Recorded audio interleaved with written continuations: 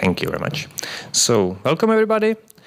I'm Milan Janíček from Center for Open Science Support from Charles University, and we would like to present to you something about research data management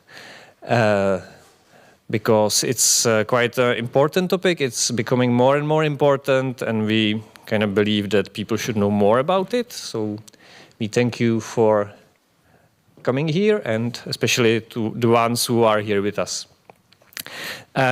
We actually did a course which was more about open science and open access recently, and I would like to start with some commonalities with this presentation. So I don't know if you are familiar with the open science concept to some extent.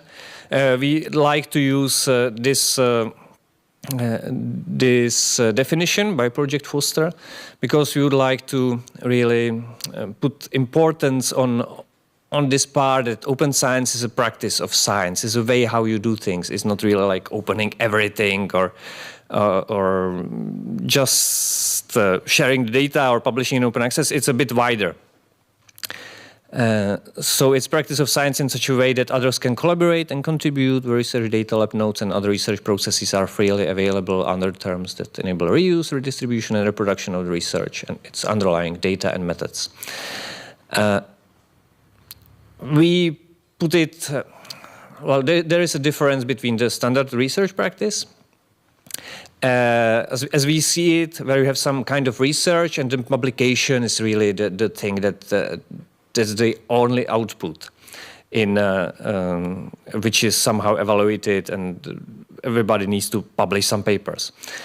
But there are some problems with this. There is something called replication crisis, where you have, for some reasons, like the researchers may have a kind of wrong incentives, and they may be pushed into publishing too much with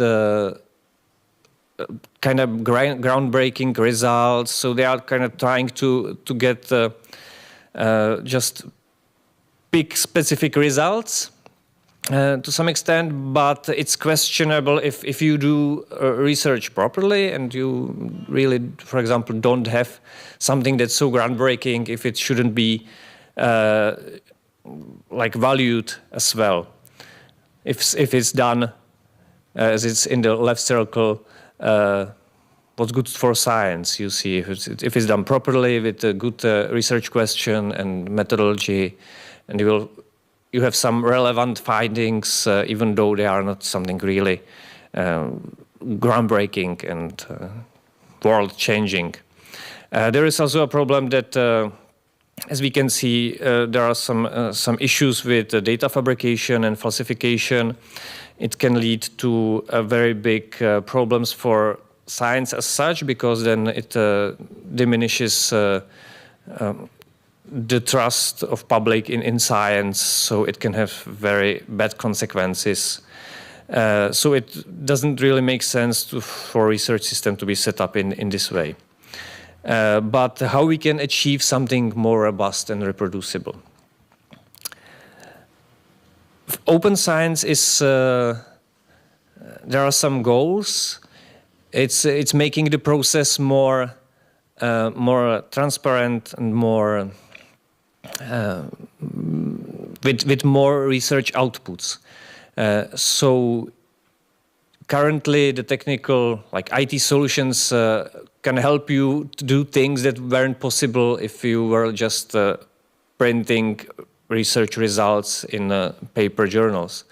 You can publish not only the paper itself, which is some kind of narrative about your research.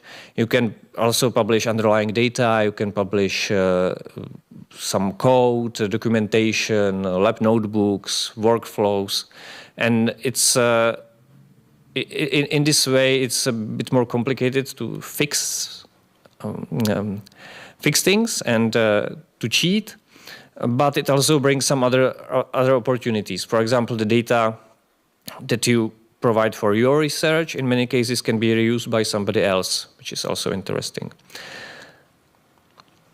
But this is still not complete open science. Open science has many aspects. There are just, for example, if you look on this scheme, we have some open notebooks, open data, open peer review, open access, open educational resources, open licenses, and citizen science. Again, this doesn't really mean that everybody who would like to work in an open science way should be involved with all of them, but there are some domains where it makes more sense. So, for example, citizen science, when you have some involvement of citizens into research process, is something that can be quite interesting. But today we will talk mostly about research data, because I believe everybody is to some extent working with something like research data. There is also some push for open science from European Union. A few years ago there was this definition of 8 ambitions of open science in the European Union, and you can again see that even from this perspective, like high-level policy documents, it have many different aspects. It's open data and European Open Science Cloud, which is really related to data, but there are also new generation metrics for evaluation. There is future of scholarly communication, which means generally the way how articles should be published. So this is really related to open access. But we can't really miss these other things like rewards and incentives. There is a push to do some training in research integrity, do some education and skills training for all of these aspects, and also citizen science. This is really the reasoning is that you can't really have all these requirements or like try to convince people that they should do a bit more in their research and don't, for example, reward them or give them proper skills. And we can see it in different ways of financing. In Horizon Europe, which is the largest grant scheme with 95.5 billion euro between 21 and 27, open science is a part of the process that's really required. And it's not only, again, it's not only open access, which you may see, or fair data, which we will be talking about in a while, but it's really all different aspects. We can actually see some requirements from Horizon Europe to be used even in Czech grant schemes, for example, in OPEAC.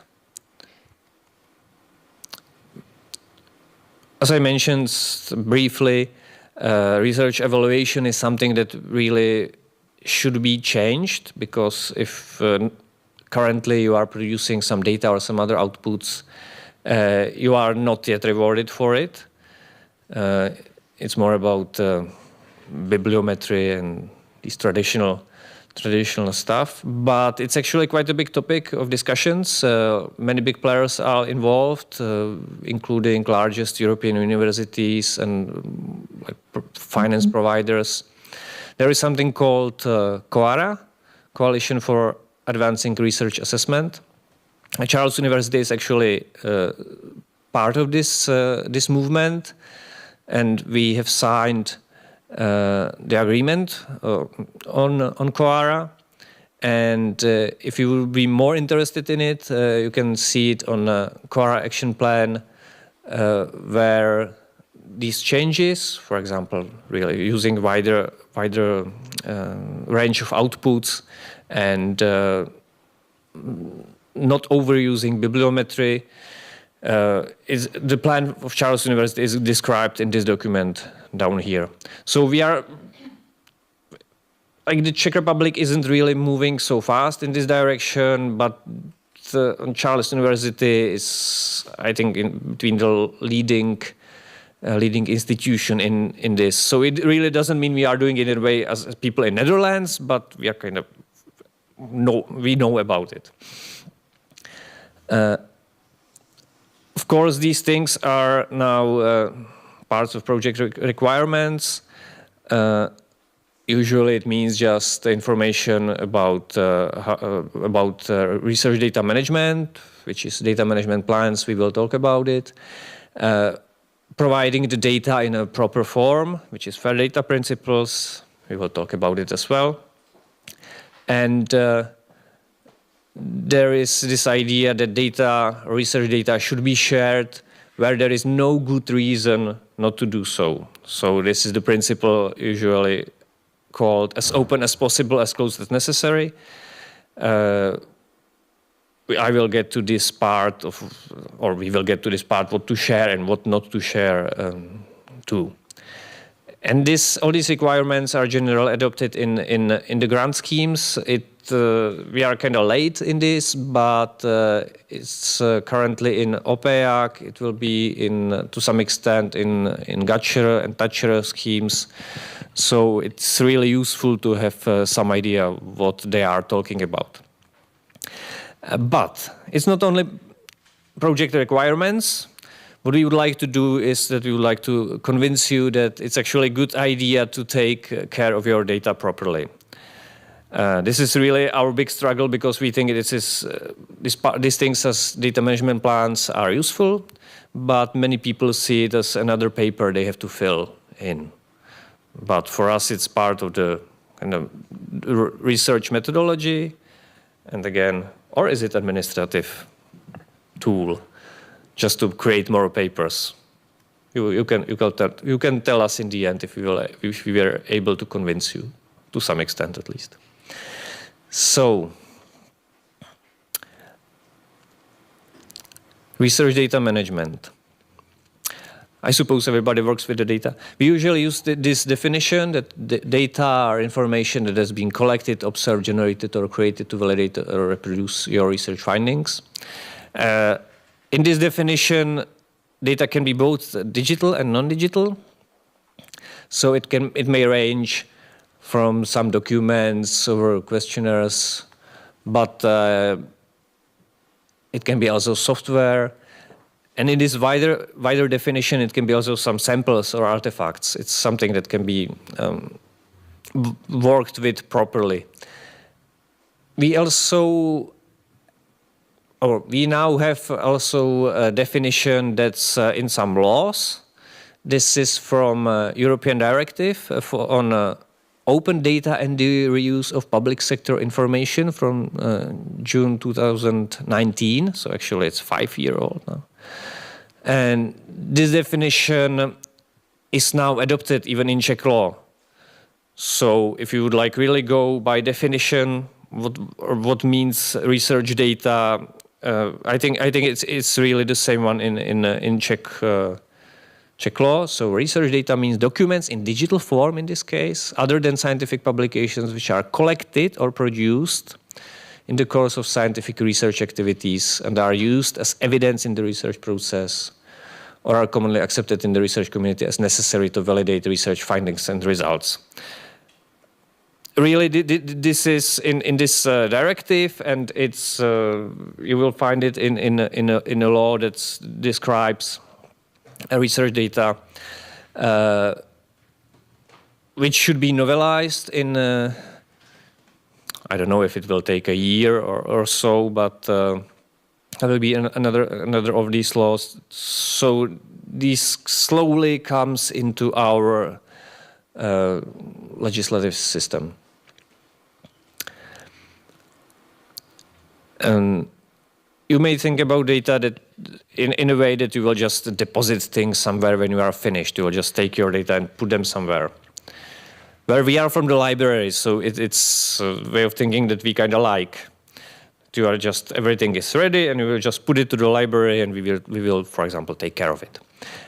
But when we started to think about these things a bit more, we found out that it's a bit more complicated and that there should be, or more should be done. You can't really do it in the end. So we should be aware about what you can do with the data from the beginning. You can see the different parts of this research process when you have some planning, you are collecting data, you process them, you analyze them, then you preserve them and share them. This is the part where the library comes in the game. And generally then somebody else or you can reuse them and start with the next round on the circle.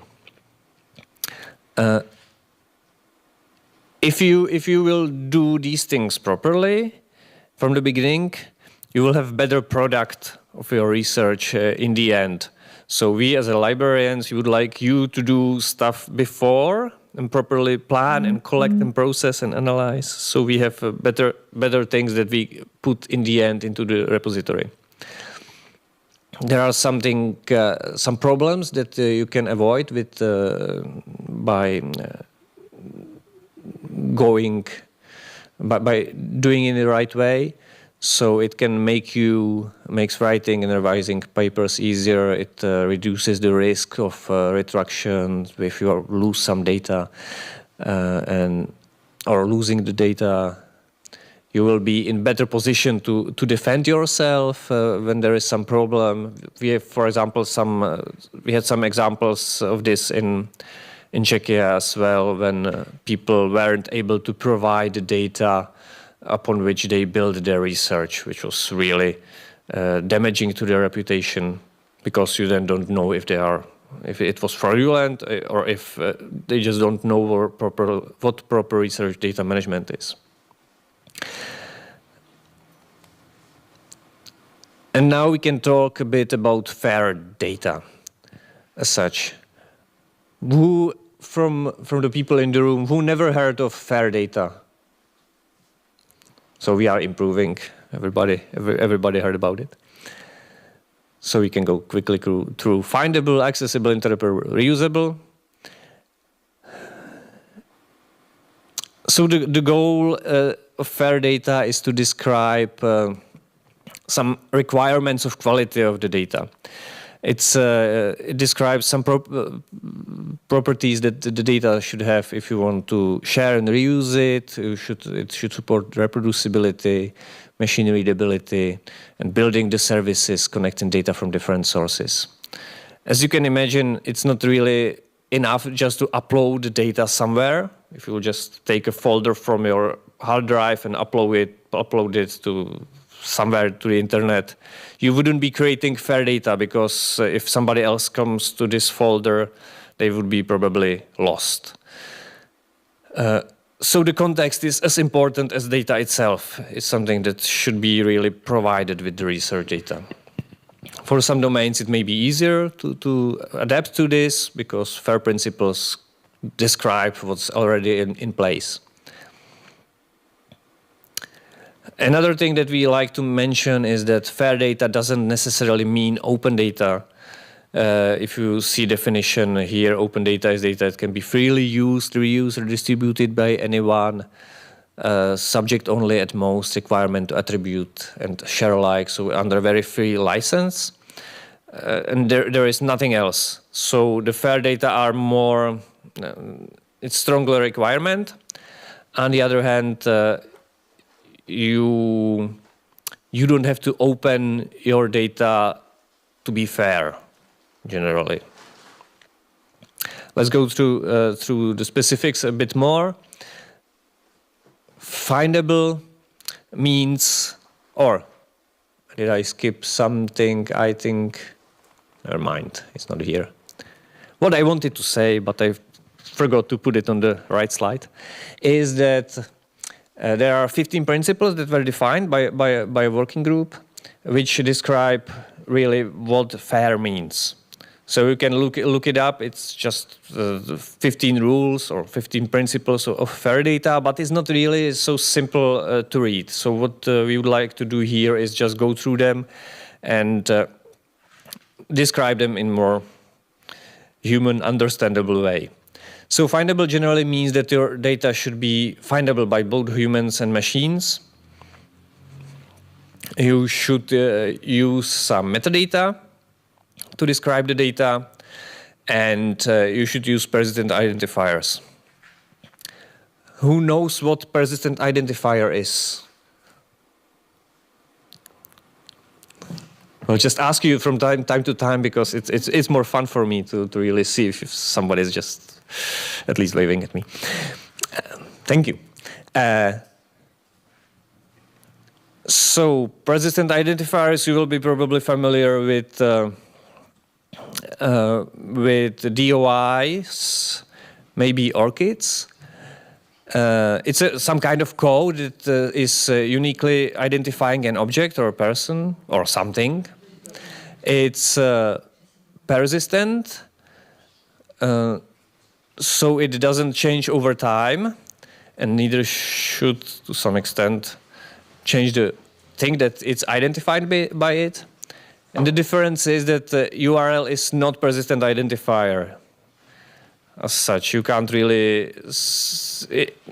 You can move the things that's identified by DOI, for example, if the DOI knows about it. But if you would if you would just use URLs, it wouldn't be sufficient. So if you can link to DOIs, in this case. What can have PIDs or persistent identifiers? Of course, it's publications. You know that articles have DOIs. Digital objects can have usually handles or DOIs or something completely different, domain-specific. Also, people can have some identifiers like ORCID or researcher ID. Organizations are currently identified by ROR, for example, which is an open initiative. So it's starting to be used more and more. Or Ringgold, which is more publisher connected, related, and more. Generally, we are talking mostly about the DOIs, but the persistent identifier is a set of rules that these things have to have. So some domain-specific groups can create their own identifiers, and it will be still okay. Another question. Who of you has ORCID? Thank you. So quite good because ORCID is very nicely useful. So these are the three rules that identifiers should follow. It should be really unique. So different things have different identifiers. Like the name is really terrible for that, and I think affiliations, for example, are bad as identifiers as well.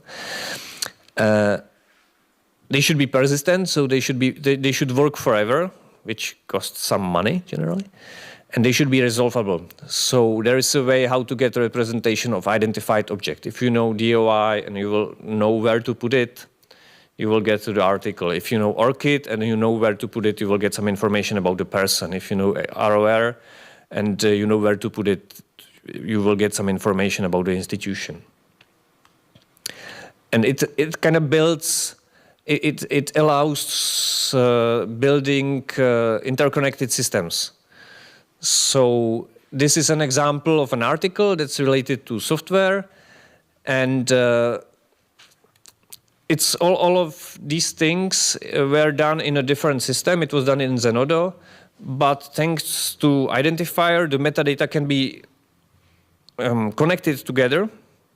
So now you can see that there is an article, or maybe you can't see it because it's too small. In the top right side is a journal article that's related to 2 data sets and 4 pieces of software. And it's all interconnected automatically because identifiers are used. You can also see in the middle there are creators of this article or authors. 2 of them have ORCID, 2 of them don't. So ORCID in this case allows again connecting to different information, but people with our ORCID identified by just their name, you can't really get to more information about them. So again, from library's perspective, if you can use identifiers to identifying things, do it, because it will help really to build this ecosystem, and it will help many different services you may not know about and most of you have ORCID, use it. It's really useful for us as well. And it will help you, as I was talking about different products of the research. Identifiers can help you really connect these things together and see the relations, even though these things are separately somewhere. So metadata is the other part. It's data that describe other data. Of course, it's something like keywords or some topics. They are usually used to find data.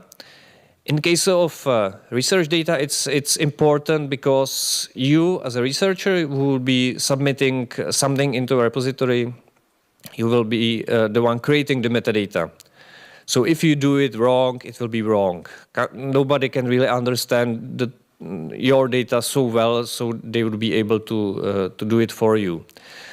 And you should really think about it not only as like, I will just fill these 3 things and I will submit it, it will work. Or you can do it, but there is this problem that nobody will be able to find your data. And of course, if you will be submitting the data, it may work in a way that the people will find your data first, and then from them they will find your article. So I wouldn't really underestimate these things. If you are creating some keywords, it may be you can use some standardized vocabularies, so more people are using similar language, or even ontologies, which is even more structured. For example, in medicine, MeSH is something that's used for describing things. I would say that using of descriptive words that you would put in a search engine yourself, if you will find the data, is the best practice, or the easiest rule. Accessibility is ensuring open access or access to research data, or at least to related metadata.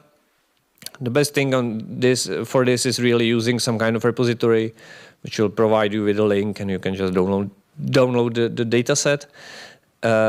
But there is this possibility to really have some authentication and restricted access to data.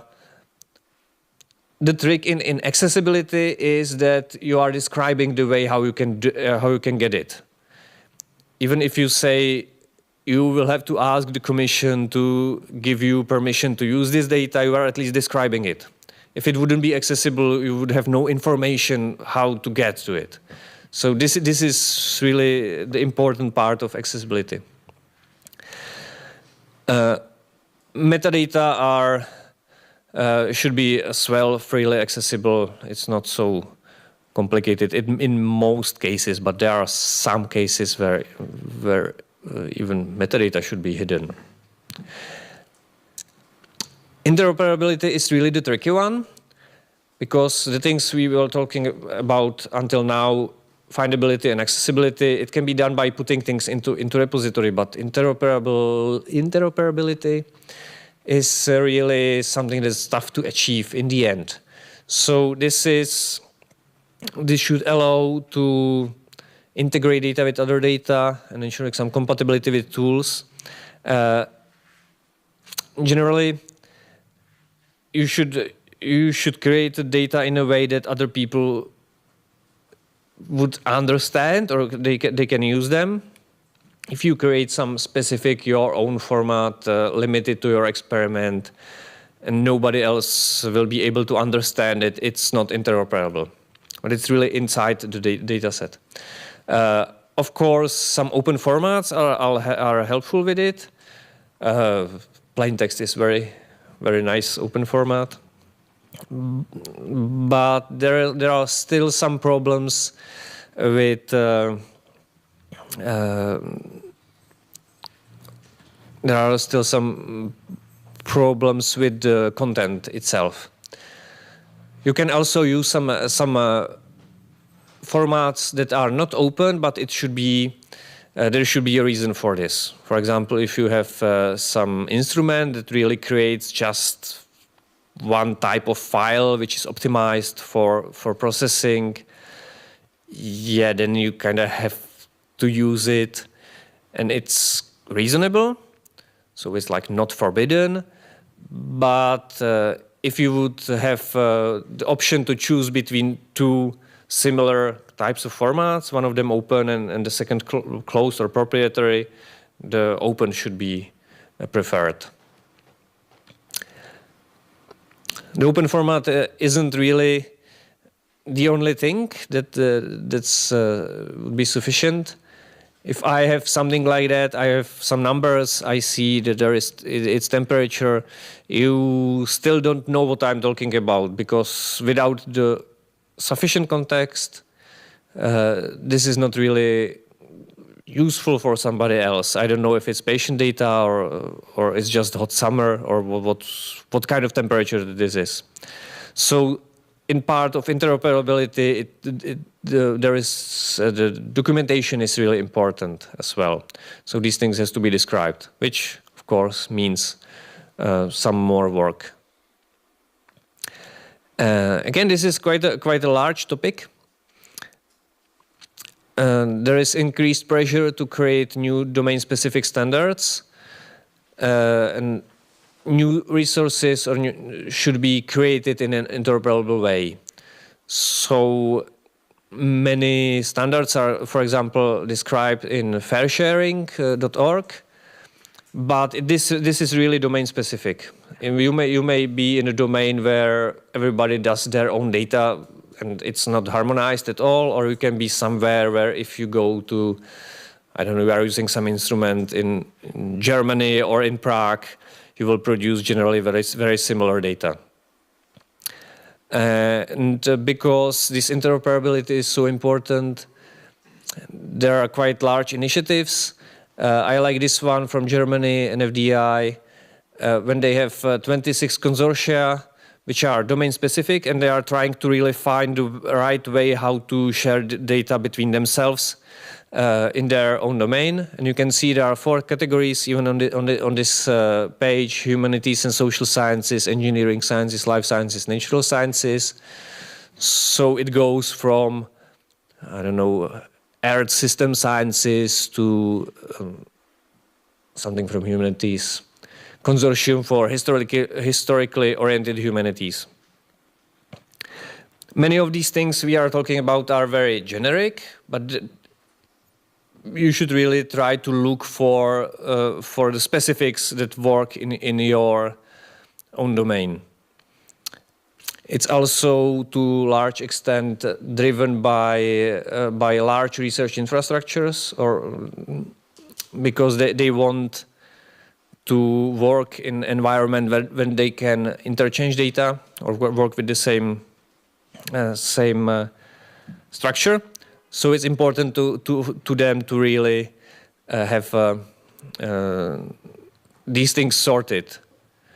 And another question, if you are still with me, do you have something like domain-specific formats for your data? Anyone? No, yes. Physics, of course, my favorite. No, nothing. Yeah, so it's really work in progress. This consortia in Germany started just a few years ago, but I think it's a work looking for these things, because it may create some precedents. And I think it works in physics quite well. And R is from FAIR is reusable.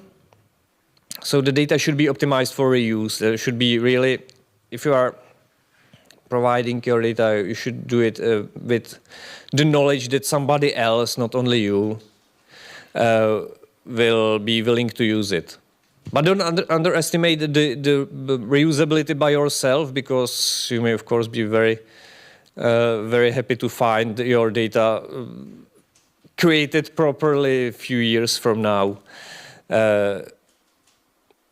I don't know, I had a similar experience with the source code, where when I have everything properly documented, I'm really glad that I did it a few years ago, because now I have, I can understand what I did, which I, of course, forgot since. So the reusability doesn't mean really for other people, but only for other people, but for yourself as well. In this part of reusability, it's important. Documentation is important with some further metadata and some context. Another thing, if you imagine you yourself would like to reuse somebody else's data, there is something that's important. It's called provenance. It means operations that were done over the data. If you have you see just the result, you can't be really sure about the history, what happened with them. So if it was somehow edited or if something was cut off, on which instrument it was created, and so on. So this is part of provenance, and it should be also part of this description.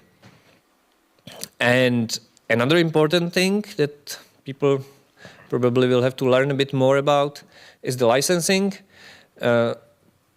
because you want to be sure when you are using somebody else's data that you can use it. So if you have something like this small CC BY license, you know under which condition you can use the data set. So if you are creating your own data set, you should put some license on it as well. You know, there are some examples. It's not really from data part, but when you use something that you are not allowed to use legally, and then you try to publish your results, it can be you can run into some ugly problems when the original author doesn't really wish to give you the permission to use it, and if you don't realize it in the right time and you do your research using it, it can be kind of difficult situation. Yeah. So part of this reusability is also some information about, for example, file names. If you'd like to know more about FAIR, it really sounds like the word FAIR, but it's an acronym of these four. Don't mix it. I think it's better to think about it like these four separate terms than just to be fair. You can see these main topics are documentation and metadata, precedent identifiers, standardized vocabulary, standardized file formats, subject-specific standards, access to metadata and licenses. If you kind of check all these boxes, your data should be close to FAIR. Another thing with FAIR, it's a principles. It's not like set of rules that you have to always fulfill completely. You should be trying to get as close to it as possible. You can do it in a different way. For example, you can ask yourself questions. What data will you create and reuse? Which data do you plan to share? Which data will be published in relation to your papers? Are there any domain standards? Will it be useful to somebody else? How will you describe it? What kind of documentation will you provide? Where will you store the data? Will you share it with somebody? With whom? What will be the conditions? Will you deposit it into repository? Do you have an idea in which repository? It will be some domain repository or something generic. Will you describe it somehow? Will you use some identifiers? All these questions is better to ask them in the beginning and think about them during the research. And this is, if you answer to these things, you see there are these letters. It's really part of FAIR principles cut into pieces, and you will get to this. You will get to FAIR if you answer all of these things and you have some idea what to answer about it. I'm just thinking if I have any question about this for you, but I probably won't have. So we will make it more interesting and we will switch with my colleague Dagmar. She will talk about how to make fair data and about data sharing, and then I'll switch back to Milan for support. Present. Right. So for what can help you create your data fair and manage your data properly, one of the things is Charles University Research Data Policy, which was adopted earlier this year, so it's fairly new. The aim of the policy is to specify the basic principles of research data management and to delineate the responsibilities of the university and its researchers. It also provides information on available support at the university. So it is divided into 9 parts, but the most important parts for you are the basic principles, which focus on data collection, data preservation, long-term preservation, and data sharing. The policy itself does not mandate data sharing, so you don't have to be afraid that somebody will steal your data from under your hands. It just tells you that if you want to share data, how to do it. The part about responsibility, so researchers are obliged to follow the basic principles which are set out in the data policy. And the university needs to provide support and infrastructure. The infrastructure does not need to run at the university, but the university should be able to direct you to services which are already in use. For example, perhaps there might be some infrastructures like repositories on a national level or subject-specific, so the university can tell you this is a good repository, for example, Zenodo, which is run by the European Commission. So this is a good place for you to share the data, while the university does not have its own institutional repository yet. And the policy also provides information on available support. So all the questions you might have about data. So for example, the licensing that you've heard about, data management plans, whatever. It tells you which departments of the university are responsible for that and who will be able to help you, because obviously you're not expected to take a legal course and write your data sharing agreements or things like that. So there is support for that at the university. The policy includes links and contacts, emails to those departments, so it should be easy for you to reach for help. Another thing that can help you manage your data properly is a data management plan. Has any of you heard about the data management plan? Yes, good. Most of you, that's great. Has any of you done and prepared a data management plan? No, just heard about it. I need to do one by next month. Okay. So now you'll learn what it is and how to do it. So in general, it's a document that describes what data will be collected and created and how, and outlines the plans for data sharing and preservation. You heard Milan talking about documentation. So data management plan is basically a documentation for your data. It is a document that should be updated regularly. So if you make changes to your data, so for example, if you plan to share it in repository A, but then you find a better place, a place B, you just change it in your plan. You say the data will not be in the repository A, they will be in repository B. You don't have to apply for a change or anything, you just update the document as you go. You can imagine the data management plan as a kind of template that asks you questions or gives you some areas about what to think about, how to think about research data and research data management. So there is no one set plan how the data management plan looks. It will different funders, for example, may have different templates, and depending on your project, on your particular research project, the content of the plan will be obviously different. So, for example, if we look at the examples of the two templates which are on the slide, one is prepared by the Digital Curation Center, the other is used in the ERC grants. So you can see that the DCC template focuses more on the research data lifecycle. So it goes through some administrative data and then data collection, documentation, storage, preservation, sharing. Whereas the ERC template focuses more on the FAIR principles. So what you're going to do to make your data findable, what you're going to do to make your data openly accessible. In general, both of these templates are going to include similar or the same information. They're just going to be in different sections.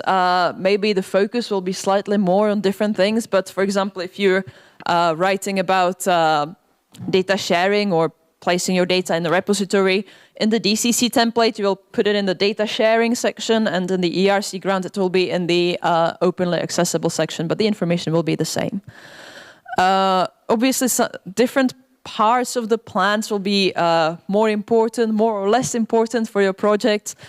So if you're working with human subjects, for example, in some medical research or social sciences, you will have to focus more on ethics and legal compliance. If you're doing physics and you're working with rocks, you probably won't need to think about GDPR, but you might have to deal with different aspects. So some parts might be just brief, just a notice like I don't have any personal data, so I don't have to deal with that. Why should you do a data management plan? Obviously, some funders require it, so you might have to do it. But even if you don't have to do it, there are plenty of reasons why you should. If you do it in advance, because it's a data management plan, so it suggests some planning. So if you start writing your plan in advance as you plan your research, it can help you anticipate potential issues. So if you're applying for funding, if you plan in advance, then perhaps you'll find out that you're planning to collect large amounts of data. So do you have storage for that? If you found out early enough, you still have time to include it in your grant funding and in your application and get some funding for the money. If you find out too late, then it will be more difficult to deal with it. It also helps you to reflect on your data management during your research project, because as you document your data as you go, it will help you think about it and focus on different aspects of data management. It also helps you ensure that data are complete, accurate, and reliable, again, because you have the description, you have the documentation, so you know what you have, where it is, and what you're doing with it. It also helps you ensure continuity and consistency in long-term projects, especially if you're working in a team with lots of students or fellow PhDs coming and going. If you have a data management plan and you have a new person coming in the lab, for example, it might be difficult at first to help them get acquainted with how your lab works, where the data is, how to make backups or who make backups, where it is saved. So if you have a data management plan, it will help them get the basic idea of what data we have, where it is, how we describe it, where we store it, and so on and so forth. At the same time, if a person leaves the team and leaves their data behind, you know where it is, you know how it's described, and again, it will help you keep the project consistent. It can also help you with data sharing. So if you describe in your data management plan what kinds of data you have, you might have different subsets of data. So when you reach the part of your project when you're going to share your data, so for example, because your funder mandates you or a journal requires you to share underlying data. So if you reach that part, and if you've taken notes in your data management plans, it will be easier for you because you'll see, okay, I've got this subset of data, which includes personal data, so I can't share that. And then I have this subset of data, and that helps me, or I can share that, and I planned to share it in this repository. So I just take that, upload that, and I'm done. So it can save you some time later on in the project. This is an example of my data management plan before I even knew what it was. I was exactly one of those PhD students who came and left. I did not finish my PhD, so I wish you more luck and more resilience, which I did not have. So I left the project, I left my data behind. I started working in the library. I didn't do research anymore. My team focused, or my old team, focused on different things, but then COVID pandemic came in, and it was difficult to collect new data, so they started looking in the drawers what they still had, and they found my data. And they started asking me questions about the data, like, what you had a questionnaire, who did you send the questionnaire to? And what are these files, and where are these things? And I was writing this this plan and on a piece of paper, and I was so happy I had that because it was 2 years since I collected the data, so I had a very vague idea about what the data meant. But thanks to this, I was able to reconstruct the process pretty well. So my team was actually able to use the data, because if I didn't have that, they'd just have to throw it in the bin because they wouldn't know what the data meant, what I had, who I collected it from, and so on. So you can write your data management plan on a piece of paper like I did. I would not exactly recommend that. I've got quite neat handwriting, but you can't use word search, and it's still not ideal. So at least use a a text editor like Word document or something like that. Or there are tools that can help you create the data management plan. I'm going to mention 2 of them. One is a DMP Online. Both of these are freely accessible web tools, so you can choose whichever you like better. DMP Online works more with a template.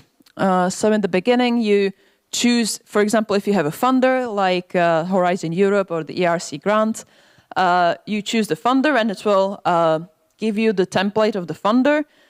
They do not have check funders because most check funders don't even have their own templates. They're usually using the Horizon Europe one.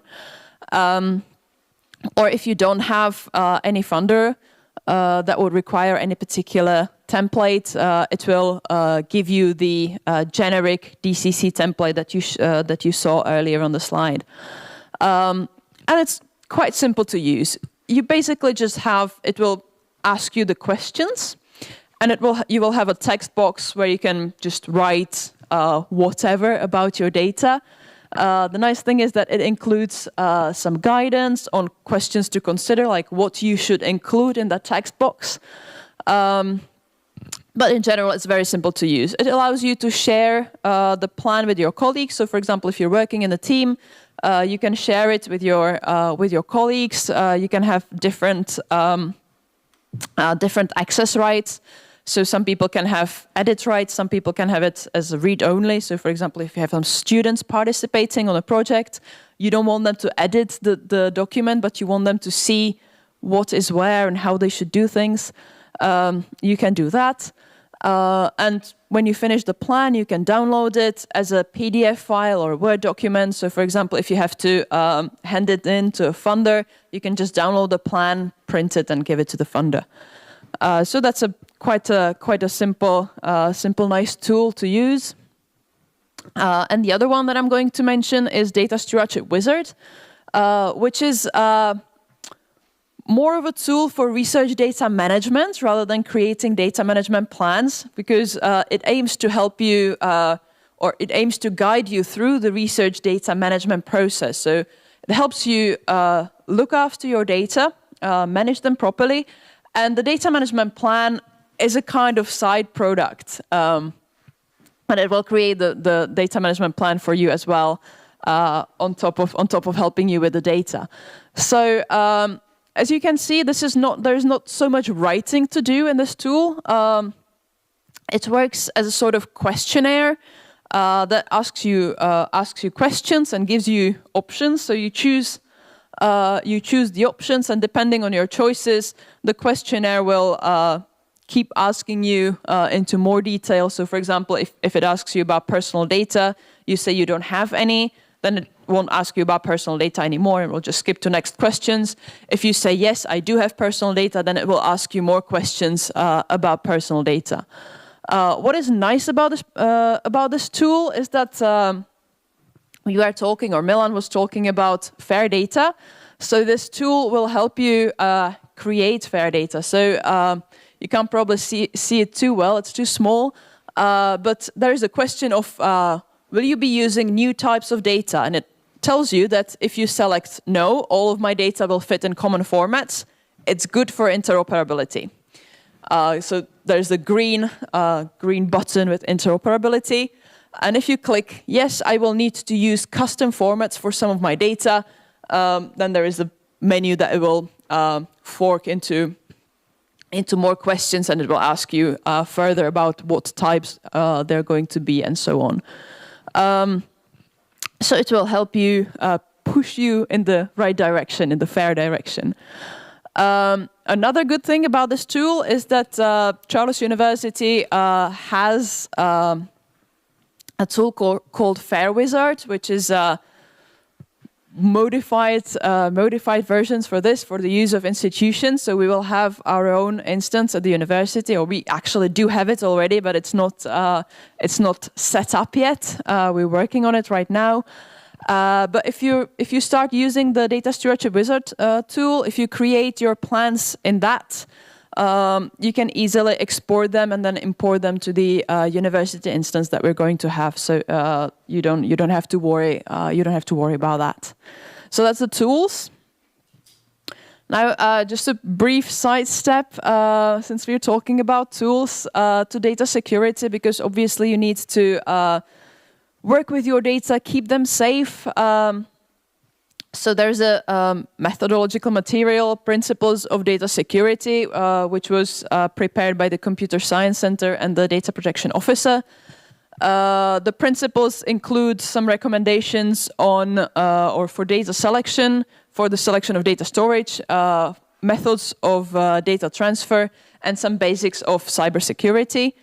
And so, for example, it tells you which storage places are good to use and which are not. So, for example, Charles University has an agreement with Microsoft. So if you're using Microsoft Office tools or SharePoints and things like that, those are considered safe. If you're using personal Google Drives and or Dropboxes and things like that, those are not ideal.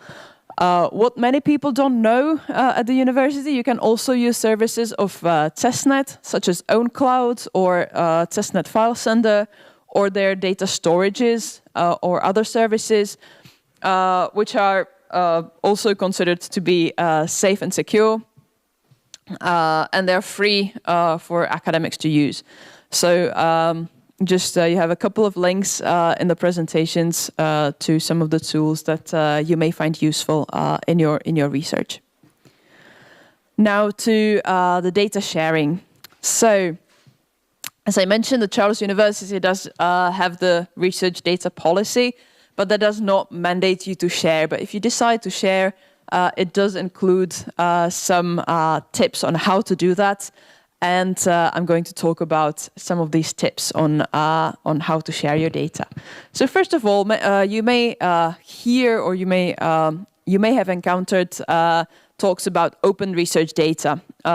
If you talk about open research data, that basically means all data that are freely available online to anyone and can be used, modified, or shared for any purpose. But not all data in research can be shared and should be shared. So basically what we work with is a principle as open as possible, as closed as necessary. So your data should be as open as possible, but as closed as necessary, because there are some reasons, and very valid reasons, why data may not be shared. If you look at what it means, as open as possible, what should you share? Basically, the mere basics is underlying data to publications. So if you have a publication, all the data that you used to produce this publication should be shared. Or you can share independent data sets. So even if the data set is not linked to any publication yet, or maybe the publication is linked only to a part of the data set, but the data set itself is bigger and it's a valuable addition to the research community, then it may be good to share the independent data set as well. As for the as closed as necessary, usually even in research funder policies, these are quite clearly delineated. Of course, it includes personal data protection. So if you have personal data that you can't share, you obviously can't share that. If you're working with some data that could threaten the state security, then you can't share that either. Another reason not to share your data are legitimate commercial interests or intellectual property rights. So again, if you're using third-party data and you're not allowed to share that, you don't have a license to share the data, then you obviously can't. And also, if it is against the beneficiary's legitimate interests, including regarding commercial exploitation. So for example, if you plan to use your data commercially, for example, in working together with the Center for Knowledge Transfer, that's a valid reason not to share your data as well. So if you plan to have a patent or something like that, you don't have to share your data until that is processed, for example. The reason that the data are yours and yours alone is not a valid reason. Not for funders, not for journalists. So you should be as open as possible. If your data are not managed properly and you don't want other people to see it, that's not really a valid reason not to share. Why you should do it? So obviously, you might have to. Someone may force you to do it. The most basic one of those is the research funder, because if they give you the money to fund your research, they want you to make it openly accessible and make your data reusable for others, because they don't want to fund the creation of the same data set over and over again. So they just want to fund it once and then have it for everybody to reuse. Milan already mentioned the EU directive on open data and the reuse of public sector information, which was implemented into the Czech legal system as the amendment of the Act 130 of 2002. If you click on that, there is quite a nice description of what the amendment does. And also, more and more journals require their authors to share underlying data for the publications. So journals may require you to share data as well. I'll just stop briefly with the amendment, just a very brief summary what it does. It says that research which is funded from public money, so if you're having grants from Czech grant agencies, they have to include information in the contract to provide support. They have to include information on data management, and they have to provide information on accessibility and modes of dissemination of research results and research data. They already work with the principle that research results and research data are not published only in justified cases. So that's the as closed as necessary, as open as possible, as closed as necessary. They also specify access to research data, and the law says that the recipient of the grant must provide research data upon request, free of charge, 12 months after the end of the project. So you don't have to be afraid that somebody will steal your data that you're currently working on as part of the research project. But if it is 12 months after the research project is finished and somebody requests that you share your underlying data, you have to under the law. And the data must be provided in the most open format as possible to facilitate reuse. And the law also specifies exceptions, which are basically what I talked about earlier. So if it is personal data or state security and things like that. Now, even if you don't have to share your data, it's still good if you do. It can help you as a researcher to have robust and replicable research, and so enhance your reputation and increase your impact, because other people will show that you're not afraid to share your data, you're not afraid to show what you're doing. They can verify your results, and it can help you get more impact in the community. Research also suggests that research which has shared underlying data is cited more often than research that does not.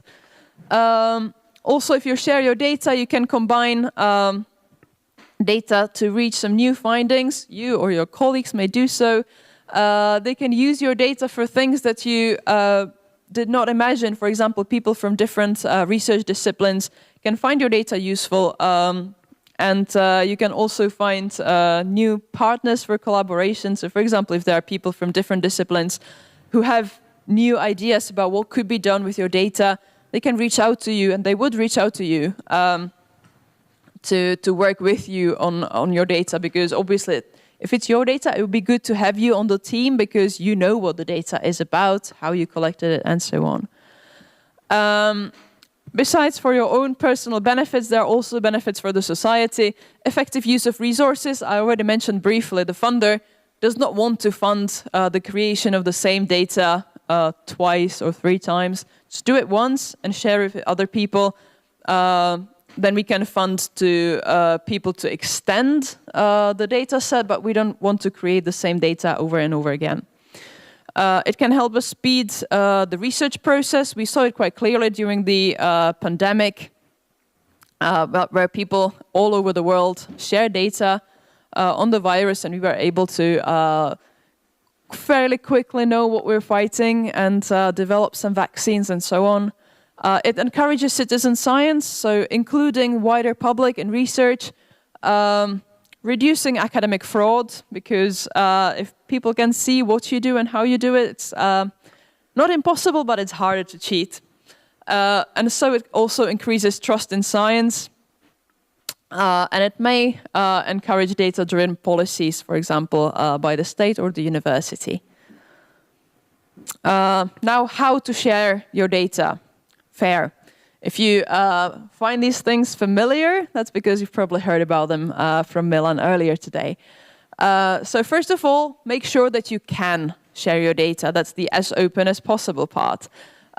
If there are some intellectual property rights, if you're using third-party data, you don't have the license to share your data, then you can't. If you're working in a research team with some co-authors, you need their permission. Everybody on the team needs to agree that you're going to share your data. If you have personal data, you can't share, and so on. If you do have personal data in your data, then you can anonymize the data. Then you can share it. If you can't anonymize your data effectively, then obviously you cannot share personal data.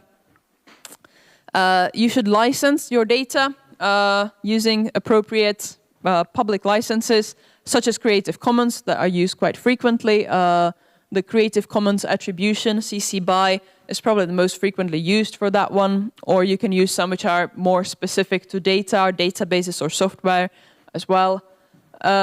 You should assign a persistent identifier to your data. This is usually, you can't do that yourself. You need a registered service to do that. If you're depositing your data in the repository will usually do it for you. So that's, again, not something that you need to worry about too much. I also recommend that you share recommended citation formats along with your data.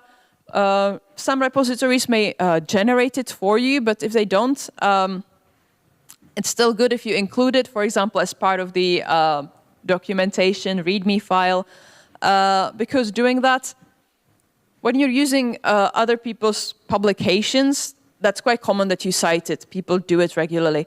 But with research data, it's still quite new, so sometimes people just don't realize that they need to cite data sets as well. So if you include recommended citation format, you remind people that they need to cite your work if they're using it, and you also make it easier for them because they just copy-paste it in their document and everybody's happy. You should share documentation along with your data, because if you just put a spreadsheet online without any context or provenance or anything, it won't be useful to other people because they won't know what they can or cannot do, how the data was created, what it means, and so on. So share the documentation along with your data set. The documentation can be shared, for example, as a simple text file, README file that just lists what you did with your data. It can have information about the license, it can have the recommended citation formats, and whatever you find necessary and important for other people to understand your data set. This is a tool for data anonymization, and I will talk a bit more about it in a while, because I'd like to stop to talk about personal data, because that is something that's quite important. So we talk about personal data or sensitive data. So personal data are all information that are relating to an identified or unidentifiable living person. So if the person is dead, it's no longer personal data. Sensitive personal data are a subset of personal data, so it's not a separate category, it's more of a subset. So it's a special category of personal data which may cause harm to the subject. So if you publish this kind of sensitive data, it may cause serious harm to your subject. And sometimes you may not realize that because it's not really threatening in our culture, but in other cultures, for example, information about ethnic origin or political opinions or religious conviction may be very harmful for the subject because they may be persecuted and so on. So do be careful if you're using, do be extra careful when working with sensitive personal data. Personal data in the European Union and the European Economic Area are covered by the General Data Protection Regulation, which includes exceptions for research. It's quite strict, but it does include exceptions for research, where the rules for further use and preservation are less strict. I don't know, some weird symbols in there.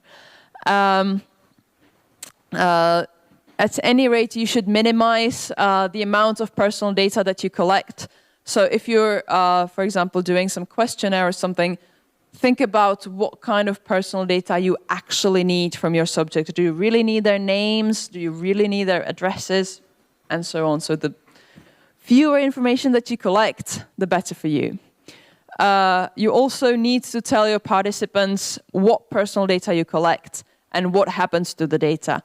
So for how long they're going to be stored, if you're going to share it with anybody, so if you're doing some further research on that, participants need to know. Now, if we go into a bit more detail about personal data, what it is, so there can be, in your data, you can have direct identifiers, which enable identification on their own. So that's, for example, a name, surname, email address, and so on. But there can also be indirect identifiers where a combination of data can be used to identify a person when they're linked together. So, for example, a place of work on its own is probably not going to reveal the person. But if you have a place of work in combination with age or address of the person, that can already point to a particular person. So be careful what you collect, and if you can't link information to a person, for example, by a combination of the data that you collect. This is especially a problem in qualitative data, as part of interviews where people talk about their lives, for example.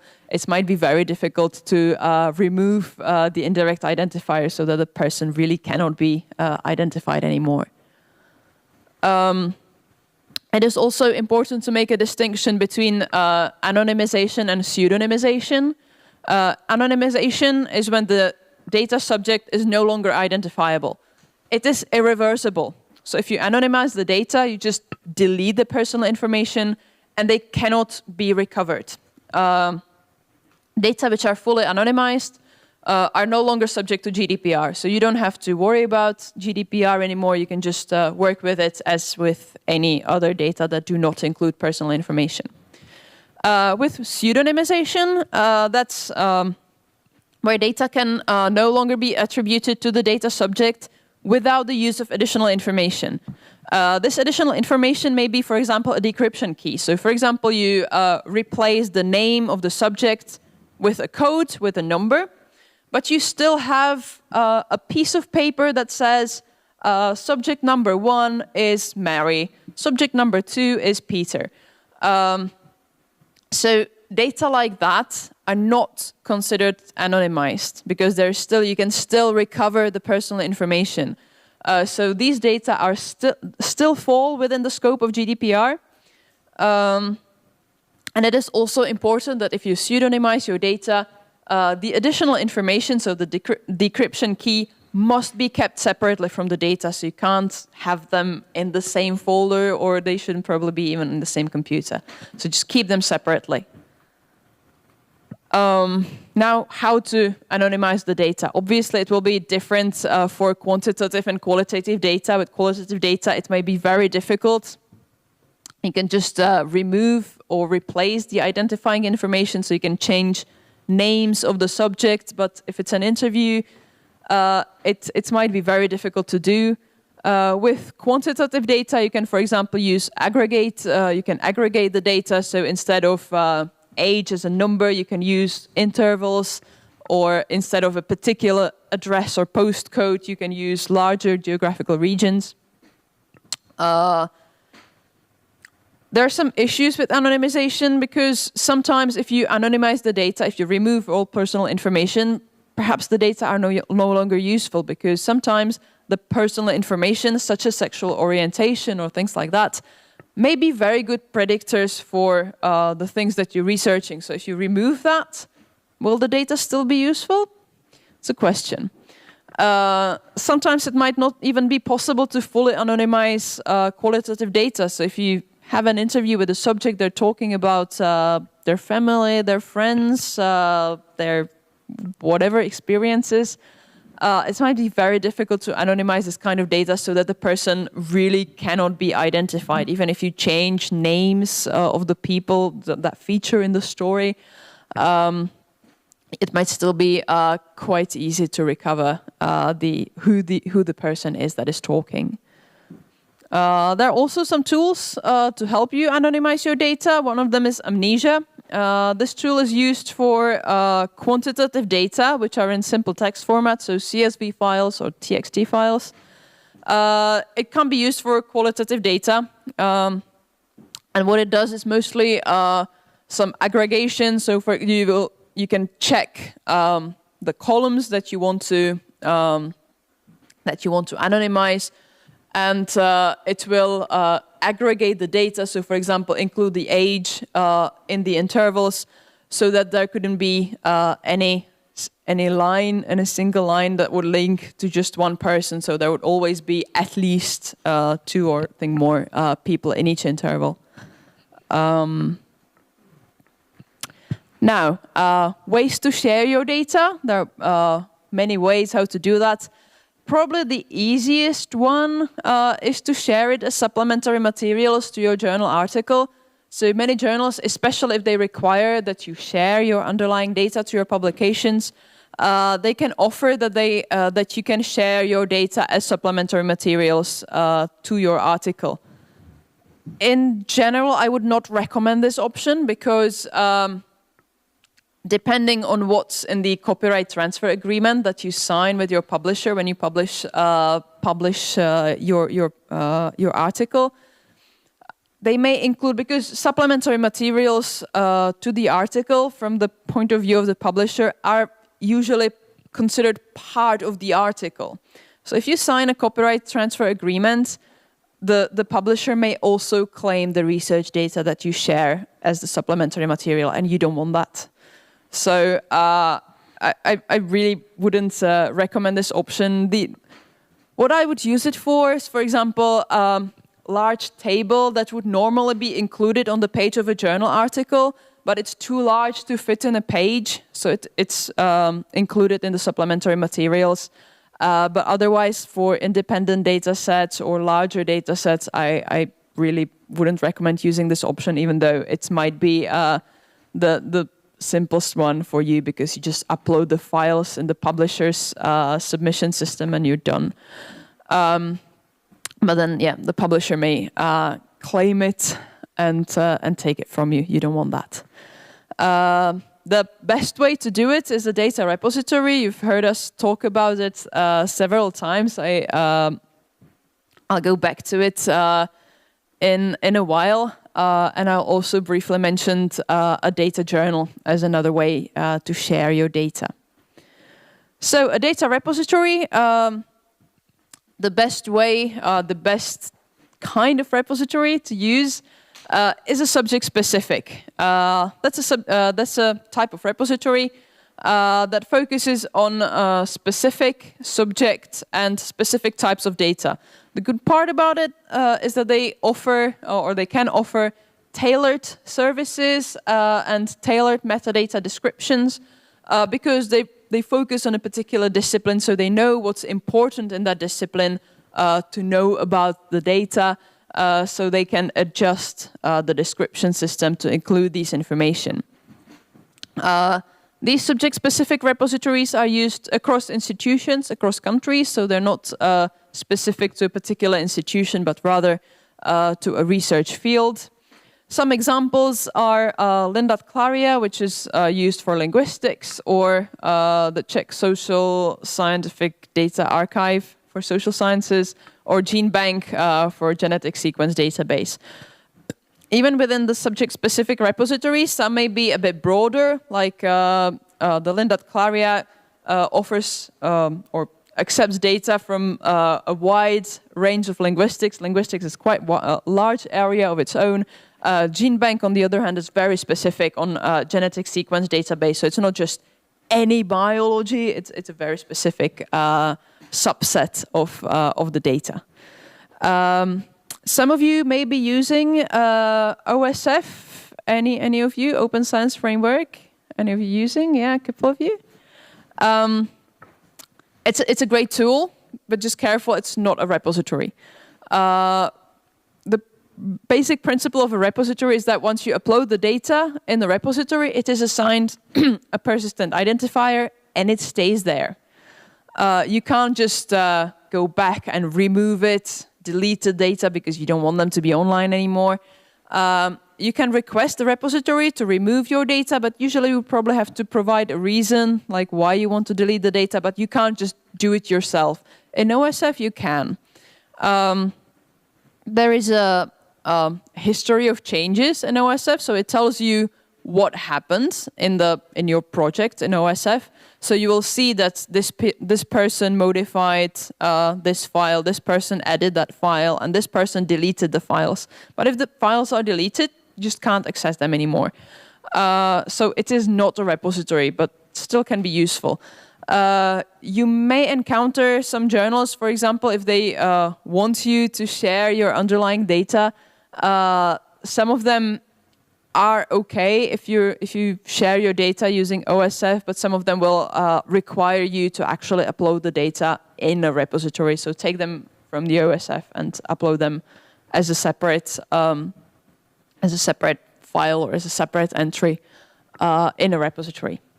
Now, how to find a subject-specific repository? You can ask your colleagues in your field if they know about any repositories, or if you read some journals which require authors to share their data, you can see what they're using, what kind of repositories are they using, or there's a database, Registry of Research Data Repositories.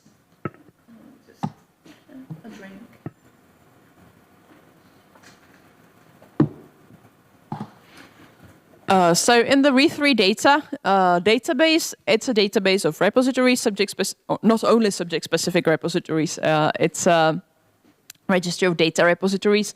You can browse by subject, so you can start with the broader areas and then narrow it down to your particular field. This will offer you a list of repositories, and then if you click on the repository entry, you will see some more information about the repository. So what kind of subjects they accommodate. There's usually some contact to the repository owner or the provider. There is link to the repository and a lot more information, terms and conditions of use. What's also quite useful, in the top right corner, you can see a set of icons. And these will tell you very basic information about the repository as well, such as the green, orange one with the lock tells you that the repository offers open access to your data, because some of them might not. For example, Czech National Corpus does not allow you to look at the underlying data. So it does have some services running on top of the data, but you can't actually look at the underlying data because they're usually they're working with third-party data, so they can't be shared openly, but they're just they're running services on top of the data. It also tells you information about persistent identifiers. So the blue icon here tells you that this repository uses handle as the persistent identifier.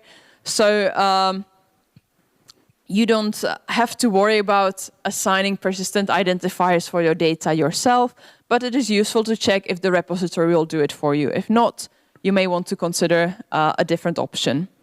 Then the red dot in the white square that tells you that the repository is certified. So this is again a useful information. If the repository is certified, it's more trustworthy, and it's definitely a good option for you to use. It doesn't mean that if the repository is not certified, that it's a bad repository and that you shouldn't be using it. But if it does have the certification, that's a good sign. If you can't find a subject-specific repository, you can use institutional repositories. Those are run by an institution for their researchers. These are usually more general, especially if it's a university like Charles University, where we have 17 faculties ranging from theology to Faculty of Arts, Medicine, Natural Sciences. So we cannot provide tailored metadata descriptions because we expect to have a broad variety of data. Charles University is currently working on its data repository, so it's coming soon. So we don't have it yet. We have a repository for publication, so you can put publications in the university repository, but the data repository is not running yet. Should be soon. If there is no subject-specific repository or no institutional repository, you may also consider generalist repositories, which are available for everybody to use. They're usually used for different types of data. The best example of those is Zenodo, which is run by, which is paid for by the European Commission, and it runs in CERN. So it's quite a trustworthy repository as well. It's just that because it can be used by anybody, so it includes a wide range of data, and it can also be used for publications or presentations and a lot of other things. So it's more difficult to find something there if you're looking for something, but to use it in as a link in your journal articles, it's a perfectly good option as well. Here you can also find a generalist repository comparison chart. So if you're not sure which of those generalist repositories to use, you can just check the table, and it can help you decide. How to find a suitable repository? Again, it's about the questions you're asking yourselves, just like FAIR. So what you should look at is if the repository assigns a persistent identifier, so for example the DOI or handle. If the repository is certified as a trusted repository, so these things, if you're using the re3 data database, you can you can see these things in the little icons that I was talking about earlier. If the repository enables open access to your data, so that's quite important if you want to share your data openly, of course. If the repository licenses your data, if it offers clear terms and conditions for data reuse on its own, or if you can use your own licenses, or how that works. You can also look whether the repository provides a landing page for your data set with metadata. So again, most of the repositories will probably do that, but it's still nice to just check whether they really do. And also, it might be useful to check whether the repository enables versioning of your data. So for example, if you create a data set, you upload the data set, but then later on you create a newer version. For example, you extend the data set. Does it allow you to upload a new version of the same data set, or does it have to be a separate entry? So that's also can be quite useful. Things like Dropbox or ResearchGate or publisher's website or your personal website, these are not data repositories. That doesn't mean you can't use them to share your data. You just need to be careful in terms of data security. So if you have your personal Google Drive, for example, you may want to consider what you share using your Google Drive. But for the purposes, for example, of Research Funder or Data Journal, if they want you to share your data using a repository, these are not repositories, so they will not allow you to use these things. Finally, the Data Journal. Data Journal is a peer-reviewed journal that publishes papers which describe data sets which are deposited in the repository. The important part here is describing data sets. So it's not an analysis done on the data, it's describing the data. So basically like an enhanced data management plan, kind of. This is used for scientifically valuable data, so this probably wouldn't be used for underlying data for your publications, but if you have a separate data set, for example, I'm original linguist, so if you're creating a language corpus or if you have some longitudinal data from your research, which can be linked, for example, to multiple publications, not just one, these may be shared separately via a repository, and you can complement the publication of the data in the repository with a data paper. The data paper is a peer-reviewed article, so it's quite easy for citing and reporting. So, for example, if somebody is reusing your data, they can, or they should, share your data, but they can also refer to your article. And while in the current system of research assessment, citations to data sets are not. I think they're still not counted. But if people are using this data paper and they're citing your data paper, that counts because that's just a reviewed research paper. So that's quite useful. And basically, what should be included in the data paper is a description of your data. So what the data are, how you collected it, the provenance of your data. So what kind of modifications you may have done as part of the cleaning process. So yeah, it's basically more detailed descriptions. There are some examples of data journals. So as you can see, data journals can be used in different disciplines. So there's Journal of Open Humanities Data, Journal of Open Research Software, biomedical data, Earth System Science data. So there's quite a lot of options. It's used in all kinds of fields of research. So that was me from data sharing, and I will pass word back to Milan before we get to the discussion part, who will talk about support at the university. And I also apologize in advance. I'll have to run away at 5 sharp, so we'll see if I might have to leave Milan behind for your questions. Don't you want to finish it?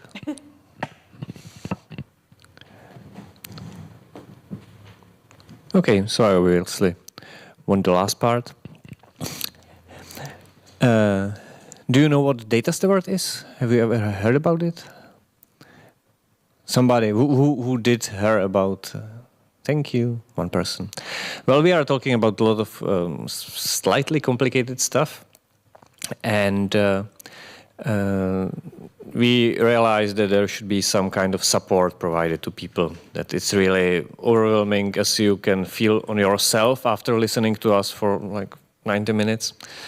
It's a lot. So there should be also some support or some people who should be able to help you to some extent. It's easier done on the level closer to you, because, for example, when we are this open science support center, we are very, very generic and generalist, and we don't understand all the domains very to huge detail. So there is this position of data steward. It's being discussed in the last few years. It should be someone who is helping researchers to work with their data, and this person should be involved a bit more directly with these things that are mentioned there, like collection, preservation, security, and maintenance of data within research projects. Generally, in large projects, it's the position you can pick some financing for, and it's supported. You can imagine it's somebody who, in best case scenario, understands your domain and understands all these things we were discussing here. So he or she understands data, how to really achieve FAIR, have some idea what these standards and principles are, and what ontologies are, and can help you organize your data in a better way.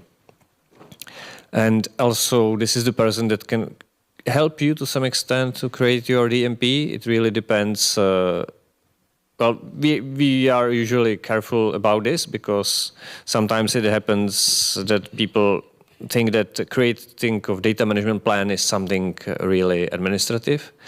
But as this is really part of the process, of the research process itself, it's difficult for somebody from outside to document your data. So if somebody would help you with creating DMP, it would be really to help, not really writing it instead of you. And but if you have data steward who is really connected to your team, this person can be able to write whole data management plan, but it also means that he or she has to really understand what they are doing. So another thing we have here is that data stewards usually don't do data analysis. It's really about managing the data. We now have data stewards on several faculties. There are some people who are connected to projects. There are some people who are on faculties of Charles University. These are still a bit more general, but if you need some help with data, you can look them up and ask them and talk to them, because they will know more about your specifics or specifics of your faculties. Another thing we have is a website, which is, I think, quite useful, because everything we are trying to tell you here is there as well. So it's openscience.suny.cz. It's both Czech and English. We have some very active people who take care of having everything in English as well. So it's one of the maybe a few pages on Charles University that it's really mirrored very well in English version.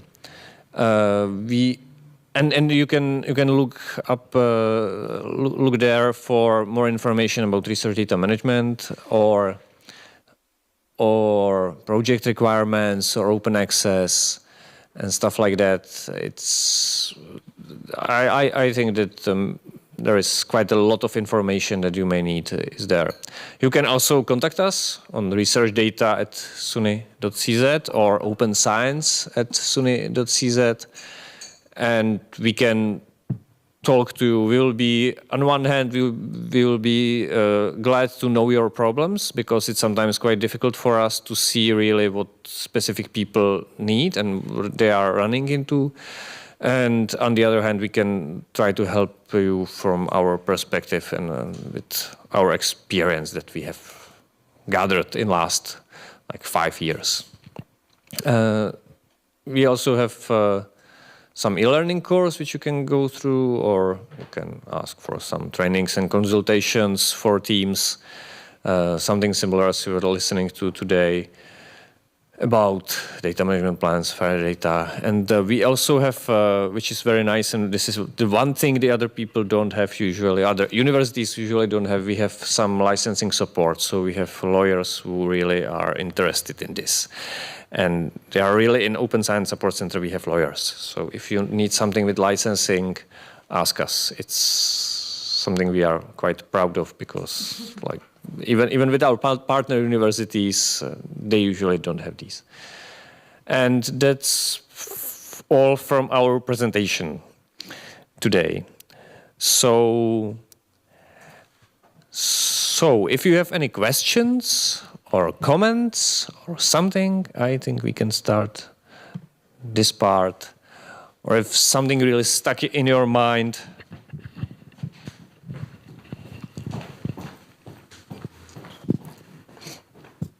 Thank you both for that presentation. It was really quite helpful. My question would be in regards to engaging with Data Steward from the Faculty of Arts, and can I expect them to be able to speak English? You know, you're the right person. I'll grab the microphone here. Yes, this person is. Have you heard about the Center for Digital Humanities at the Faculty of Arts? So this person works as part of the Center for Digital Humanities at the Faculty of Arts. His name is Ondřej Fusik, and he was my classmate from English and American Studies, so I think you can expect him to speak English quite well. So F-U-S-I-K.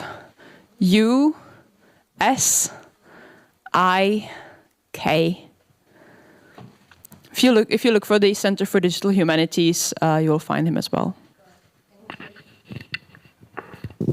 Or you can contact us, and we can connect you.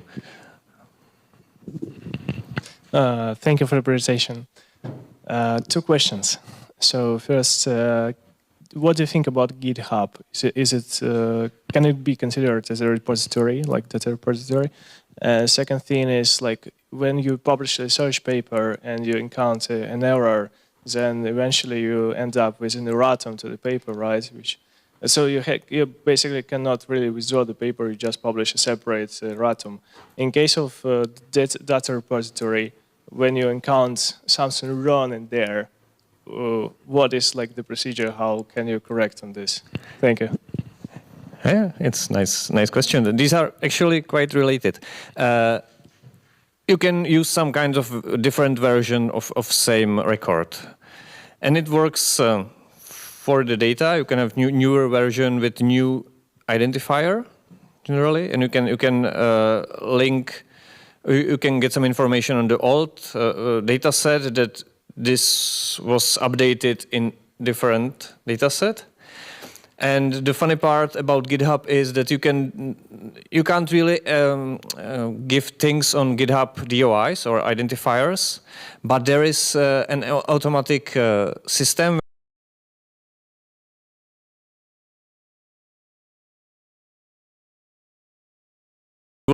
get fixed version of the software, which will get the identifier. And this part is actually automatized. I did it myself, so I tested it. It works, and yeah. So GitHub as such, you can have things there and work with them. But if you want to do the release, it will work in a way that you will really select this release should be put in Zenodo. Then you have this connection between Zenodo and GitHub. If you create new release, you will create another one, and it will be still connected via this ecosystem. So this should be sufficient. But GitHub itself isn't a repository. Right. If you'd like to know more, just send us an email. Sure. Thank you for the question. Can I? Okay, thank you very much for all the information. You're saying that you have lawyers. I would like to ask, because we are preparing a project which is based on or focused on archives in France and Geneva, and especially in France in Bibliothèque Nationale de France. So I just wanted to ask if you have some experience with using the data collected in France in French National Library, and more generally, what do you think about the languages of metadata and describing the data, because all our material will be French-based and in existing French discourse on the problem. So what would you recommend? Should we switch everything into English, or keep the French description, etc.? I know it's translatable, but still. This is difficult question, and I think this is one of the really more domain-specific things. I don't think we have specifically experience with French data or something like that, but it's nice question. You may look into it, but I'm not really sure we will be able to help you with this. Our lawyers are really, well, they are looking more on licensing and copyright law. It really depends. It will be something that they would have to learn a bit. But if you don't have anybody else to look into it, you can send us an email. We will see. The other part, sometimes it's better when some more these dictionaries on controlled vocabularies, if they are multinational, and then it's difficult for me. It's more like somebody who's working in the library. I think I understand you, but perhaps the scheme that they are using for description can be translated or maybe multilingual, but it's really, again, a bit difficult to say. So again, you may try to contact us, and we can talk about it. It's very specific, but as you are talking about libraries and where we are the libraries, so it's not so far away from our own previous experience before we started to talk to people about research data.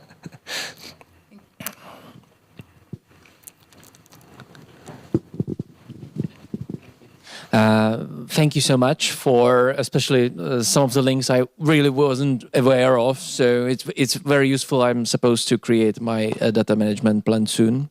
I am struggling there with one thing, and this is concerning the data itself, because I myself am not sure if what type of licenses or copywriting, etc., should be applicable on research when I'm mostly working with song lyrics, and I'm transcribing them, translating them, dissecting them, basically. But those are ultimately some artist's creation, while in a vocal form, and I'm simply not sure what type of license would be applicable to this scenario. So far, I got diverse answers to this question. I'm not surprised. And I'm not sure, and that's why I'm sort of hesitant to commit myself to let's put all my research to Zenodo and assign it this license and generate the DOI and everything. So I'm still gathering the data on my computer, backing everything up locally, and I'm waiting for some resolution in this. Mm-hmm. I believe it can go in two directions.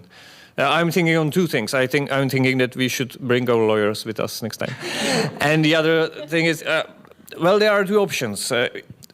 Let's imagine that you would be able to publish it, then okay, you can do it in Zenodo. On the other hand, if you wouldn't be able to publish it because of copyright, you kind of still, I believe, can store it there under some more limited license or restricted access. And if it's really under copyright protection and you can't publish it yourself, it's good enough. It's not possible for you, as open as possible, as closed as necessary. This should be, this would be closed, so this still would be okay from the perspective of these requirements. You know, the wrong thing would be, from perspective of fair and everything, would be if you just keep it on your computer and nobody would know that you have this data, you process this in this way. But on the other hand, if it's copyrighted, yeah, then you can't publish it, you can't provide access to it, but to everybody, which is reasonable. And but you still can put it into repository, I believe. But again, it would be better to ask our lawyers about it and just send us an email. Yeah, no worries. Yeah, thank you. This is the easiest way. They will get so many emails. They will be happy.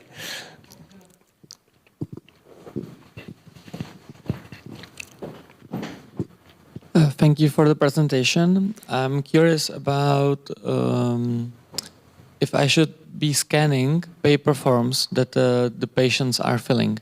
Since I collect data in paper form, which I hand out to patients, and then I transcribe them I then digitalize them. So for the proper data management or data preservation, should I scan all the documents or make a photo of them? And if yes, unfortunately, some of the patients have written their names on the questionnaires and their dates of birth, or maybe even rodná čísla. I don't know how in personal IDs. What should I do? Well, you are in the area of personal and sensitive data, so it's problematic. I don't think that really the scanning would matter so much, because the information kind of is there anyways, even if you write it or if you scan it. So you still would have to work with it as with sensitive data, which is problematic. Again, this is a large, it's a big discussion even in Czech community who work with this kind of data, how it should be done properly. I don't think we are like the discussion. It isn't solved yet. So you should really work with it as with sensitive personal data. I don't think that the scanning would have to be really necessary, but yeah, you will still have to protect it and work with it properly. I'm afraid I didn't really answer your question enough, but this is this kind of question that is difficult to answer. So if anyone asks for the original data, is my transcription of the data to digital form enough? Or should I keep the paper forms for 10 years or more somewhere under my bed? I think this is a difficult question. Right? Do you have any opinion on it? I think the transcription should be enough. I don't see big difference between transcribing it and having really like the handwritten something. Like you can imagine many such cases. So I think really that transcription should be kind of enough. But again, I would say that for the purposes of sharing, if somebody asks you to share your underlying data or as part of the research article, underlying data for a publication, the transcriptions should be enough. But it might be useful to keep the originals as well. For example, because we were talking about the replication crisis a little bit. So if there are some suspicions about your work, like, maybe there was no transcription, maybe you just, wrote your own spreadsheets in the evenings, then you'll still have the originals to show that you didn't make it up, that you actually do have the originals, the original data. But as you said, since they include their names or the dates of birth, you wouldn't scan and share these things, but it might be possible, for example, for someone to visit you during office hours, so you can show them, but you don't necessarily have to share them openly as that. Well, I had an idea that I could edit the filled questionnaires. I could hide the personal data from the questionnaires myself and then scan them, for example. That was one idea. But I don't know if that's legal, because I'm working with the research material I acquired. Yeah, this is more a research integrated thing than legal. Legal it is so. There are like I don't believe there are very completely strict borders set up in this, and well, from the perspective of personal data, if you're talking about personal data, if you remove the personal information, so if you blind it in the scan so that it wouldn't be readable or recoverable, then if it's fully anonymized, then it wouldn't be personal data when it's shared, because it doesn't include personal data, so you don't have to worry about that. But you would have to keep the originals safe and secure so that people couldn't find it.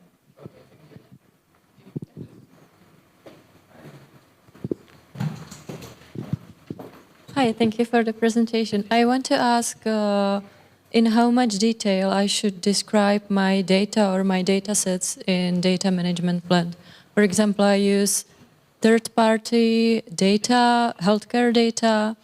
So when I get the data from the provider, I have to do some cleaning processes, some get rid of erroneous data and so on. So should I describe that in my data management plan, or is it sufficient if I upload the script from R or SPSS or other softwares documenting the processes? I believe, well, there are many ways how to do data management plans, and it's not strict. There are no strict rules currently. So I think that if you have a script which you used for the modification of the data, that it's much better than many other people would have. So I think this should be sufficient, and even the level of detail can vary very much. So even the things that you describe right now are helpful in this way. So you don't have to really go too deep, I believe, currently. And there are, if you are doing data management plan for some financing body, it's they currently don't really know what to do with it, and so many people will work with it just in a way that they will just submit something generic or something that wouldn't contain too much information. So this will be very common. So if you will be really able to use it in a way that somebody else will come to your data management plan, and you can show them this as a documentation that will be helpful for them, I think that will be completely fine, and it will be better data management plan than many other people have. So don't worry too much about it. I think if you will be able to do it like useful for yourself, currently it should be fine. And the script in R or something is, I think, very good thing. So did everybody ask their question? Yeah. You really almost. Well, I have a very simple one, I suppose. So we were publishing an article, and we were asked to prepare the data for the repository. And I had a question or a doubt, and I put the data there, but I don't know if it's correct, because we have several types of data, so images and raw images and such. And if I only put there the, let's say, PNG or some known image format, and if this is enough, I mean, I of course I put there the description of the data and such. But for the article itself, we had to crop the images to prepare whatever type, right? So in this case, I have published some data which I took from images that I already changed something on it, but I'm putting in the repository which type of raw data, the text file from the equipment that I get, the raw data that I get from the diffractometer and such, the visible images that people can work with. Well, I would go like from the other way. If you would be the other researcher and you would like to know more about your research, what would you need? Is the thing you put in there the thing that would be sufficient for that, or would you need something more? There is also I think if we are talking about sharing data, of course the infrastructure is not sufficient. So, for example, if you have a lot of images, some domains generate a lot of data, and it can't really be stored because we don't have sufficient infrastructure. So there will be some compromise, probably always. So I would really go with what would be helpful for you, and if you feel that this is like, are you satisfied? It serves the purpose that they can see what you did in your article, then it should be fine, I believe. If you can like make a reasoning for the thing you did, then it should be okay. And again, it's kind of generally a question when I don't absolutely have no idea what kind of images are you talking about, and I wouldn't understand it probably. Does it help? Yes. Thank you. Thank you. One quick question in regards to the DOI. Obviously, I've just started my Marie Curie. I've got a fair while to go, another 19 months. Can I generate a DOI through Charles University for the data management plan, or that's only once you've actually released the data set? DOI? Can I allocate? I used to be a editorial production manager for a journal, and we had like a list and we could allocate them before we released. Oh, I see. It depends on the repository. In this case, if you're a publisher, you have something like prefix, and you are creating. You can work with it after the prefix, right? You can create your DOIs and you just register them. Right. As a researcher, you will need to use some repository where it would be stored, and this GitHub can. and Zenodo, but I just didn't know if Charles University had a list of DOIs that. It's really it works in this thing works differently. It's a very nice question. Again, it works that the prefix is not held by university or publisher, but it's held by the repository. So in this case, Zenodo has its own prefix, and everything will be there. You can if you will just start editing the record, you can request it there, but it would be really Zenodo. It wouldn't be Charles University. If you would use this data repository which we are preparing, again, our data repository in Charles University will have our own prefix, and we can work within that, but it's not really related to the institution, but to the repository. Yeah. Great, thank you. Thank you. I should have counted the questions. It's our record. Sorry, it won't take long. What I saw so far online when I was browsing through mostly Zenodo, it was two approaches, right? That somebody wrote a paper or dissertation, whatever, and then they basically took their entire research stack of data. And put it there as like, hey, this is what backs my whatever I just wrote. And there was a huge pile of data, right? So that was one thing I saw. And then the other was that they dissected it and was like, hey, this is a map I created for which backs part of my data. And here is a corpus of linguistic material which backs another part of my data. Yep. So they ended up with like 40 different DOIs. And my question is, what's better? why and what's better?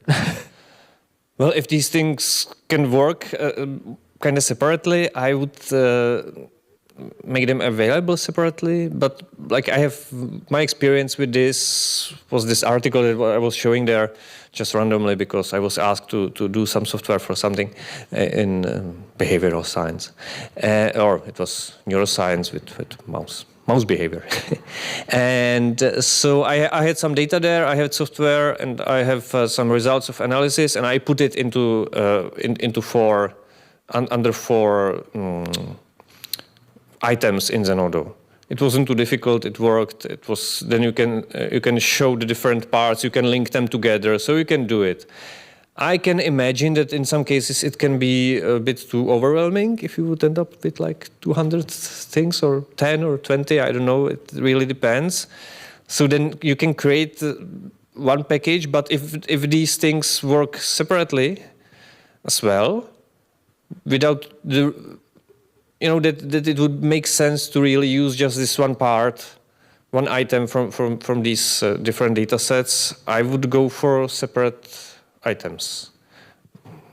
I don't know. What do you think?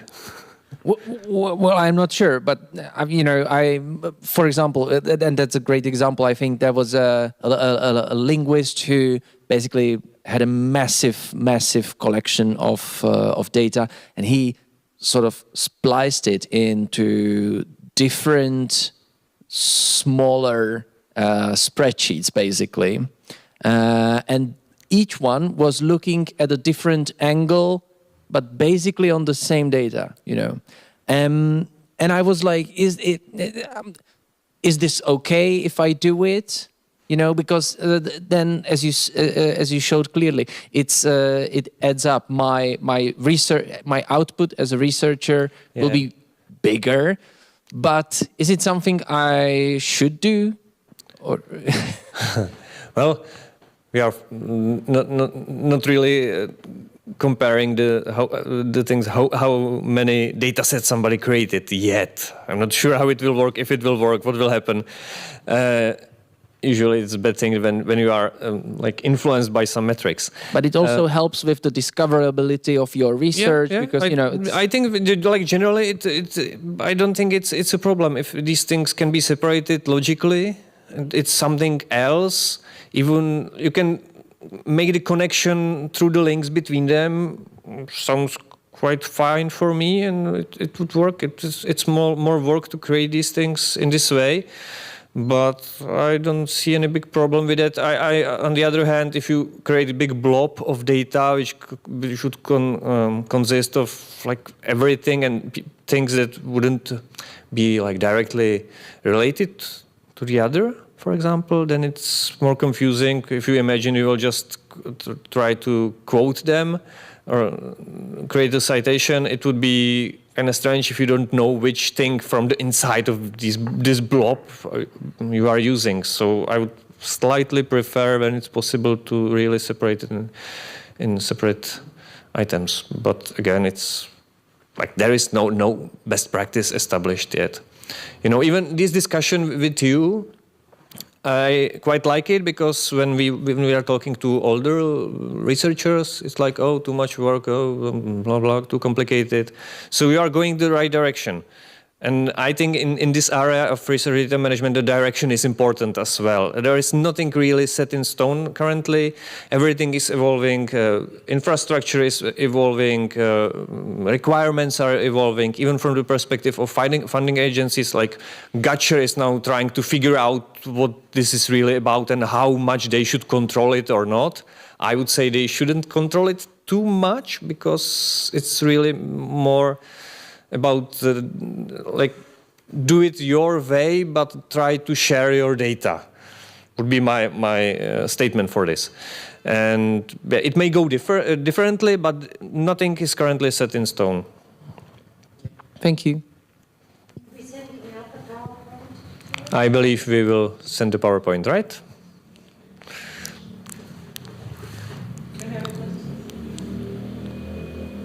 I never got so many questions.